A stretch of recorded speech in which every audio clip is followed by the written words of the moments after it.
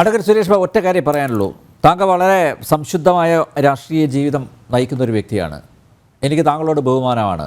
പക്ഷേ നോക്കൂ, ഈ ഇത്തരം ദുരന്തങ്ങൾ അതൊരു ചാകരയാക്കുന്ന രീതി ശരിയാണോ? ഇതിപ്പോൾ നോക്കൂ, ഇവിടെ വരുന്ന ഈ പ്രേക്ഷകരുടെ പ്രതികരണം ഞാൻ പറയാം. MLA ഭാര്യയുടെ സ്വർണ്ണപ്പണയം എടുക്കാൻ വേണ്ടി, അതുപോലെ വണ്ടിയുടെ മാസ അടവ്, ഇതിനൊക്കെ പൈസ കൊടുത്തത് ഈ മുഖ്യമന്ത്രിയുടെ ദുരിതാശ്വാസ നിധിയിൽ നിന്നല്ലേ? അല്ലാന്ന് പറയാൻ പറ്റുമോ താങ്കൾക്ക്?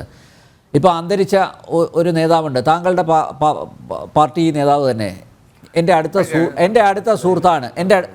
അദ്ദേഹത്തിൻ്റെ കുടുംബത്തിന് സഹായം കൊടുത്തു 25 ലക്ഷം രൂപ. ചെങ്ങന്നൂർ മുൻ MLA അദ്ദേഹത്തിൻ്റെ കുടുംബത്തിന് സഹായം കൊടുത്തു. ഇതെല്ലാം ദുരിതാശ്വാസ നിധിയിൽ നിന്നല്ലേ? അപ്പോൾ ഈ ഉദ്ദേശ ലക്ഷ്യങ്ങൾ അത് നിറവേറ്റുന്നില്ല എന്നുള്ളൊരു പരാതി ഉന്നയിക്കുമ്പോൾ എന്തിനാണ് ഇങ്ങനെ ബഹളം വെക്കുന്നത്?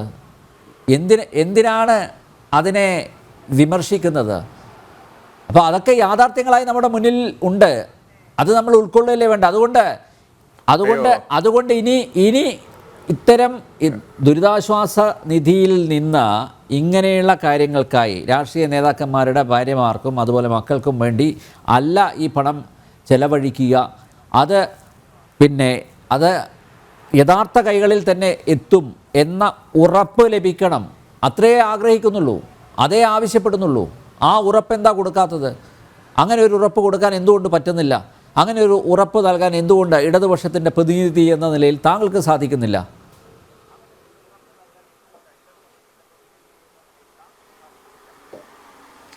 ശ്രീ അനിൽ നമ്പ്യാർ ഒരു വാക്കിനെ കുറിച്ച് പറഞ്ഞപ്പോൾ ബഹളം വെക്കുന്നത് എന്തിനാണെന്ന് ചോദിച്ചതുകൊണ്ട് എനിക്കതിനകത്ത് മനോഹർഷമുണ്ട്. ഞാൻ ബഹളം വെക്കാത്ത ഒരാളാണ്.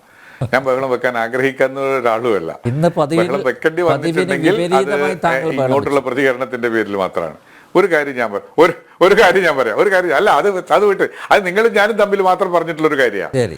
വേറെ ടെലിഫോണിൽ പറ്റ കിട്ടാത്തതുകൊണ്ട് മാത്രം ഇപ്പോൾ ഈ ചാനലിൽ പറഞ്ഞു എന്ന് മാത്രമേ ഉള്ളൂ. ബഹളം വെക്കില്ല, ഞാൻ ഒരിക്കലും ബഹളം വെക്കില്ല. എന്നെ സംബന്ധിച്ചിടത്തോളം ഈ ദുരിതാശ്വാസ നിധിയിൽ നിന്ന് ദുരിതാശ്വാസവുമായി ബന്ധപ്പെടാത്ത ഒരു ആൾക്കും, അല്ലെങ്കിൽ ദുരിതാശ്വാസത്തിന്റെ നിർവചനത്തിൽപ്പെടുത്താത്ത ഒരാൾക്കും 1 രൂപ പോലും സാമ്പത്തികമായോ അല്ലാതെയോ ഉള്ള സഹായം കൊടുക്കുന്നതിന് ഞാൻ എതിരാണ്. എൻ്റെ സംവിധാനം എതിരാണ്. ആ സംവിധാനത്തിന്റെ ഭാഗമായി നിൽക്കുമ്പോൾ എവിടെയെങ്കിലും അത്തരം സംഭവങ്ങൾ ഉണ്ടായിക്കഴിഞ്ഞാൽ അത് ചൂണ്ടിക്കാണിക്കാനും അതിനോട് പ്രതികരിക്കാനും ഞാൻ തയ്യാറാണ്. അതാണ് എനിക്ക് ഈ കാര്യത്തിൽ ആമുഖമായിട്ട് ഇപ്പോൾ അങ്ങ് പറഞ്ഞതിനുള്ള ഒരു ആദ്യത്തെ മറുപടി. എവിടെയെങ്കിലും ഏതെങ്കിലും ഒരു തരത്തിൽ ഇത്തരം കാര്യങ്ങൾ ഉണ്ടായിക്കഴിഞ്ഞാൽ അതിനെ പരസ്യമായി പൊതുവേദിയിൽ നിന്നുകൊണ്ട് ആ നടപടി തെറ്റാണ് എന്ന് പറയാൻ തയ്യാറുള്ള ഒരു പൊതുപ്രവർത്തകനാണ് ഞാൻ. ഇവിടെ അത്തരം ഉണ്ടാവുകയില്ല എന്ന് ഈ കഴിഞ്ഞ ദിവസം ഒരു പ്രസ്താവനയിലൂടെ, ഒരു സർക്കാർ കടലാസിലൂടെ, ഉത്തരവിലൂടെ പ്രത്യക്ഷപ്പെട്ടത് ഞാൻ അങ്ങയുടെ ശ്രദ്ധയിൽപ്പെടുത്തി എന്ന് മാത്രമേ ഉള്ളൂ. അതിന് വ്യതിചലിച്ചുകൊണ്ടുള്ള ഭരണനിർവഹണ കാര്യത്തിൽ എവിടെയെങ്കിലും കുഴപ്പങ്ങൾ ഉണ്ടായാൽ, എവിടെയെങ്കിലും മാറ്റമുണ്ടായാൽ അതിനോട് പ്രതികരിക്കുന്നതിൻ്റെ കൂട്ടത്തിൽ നിങ്ങളോടൊപ്പം ഞാനും ഉണ്ടാവും.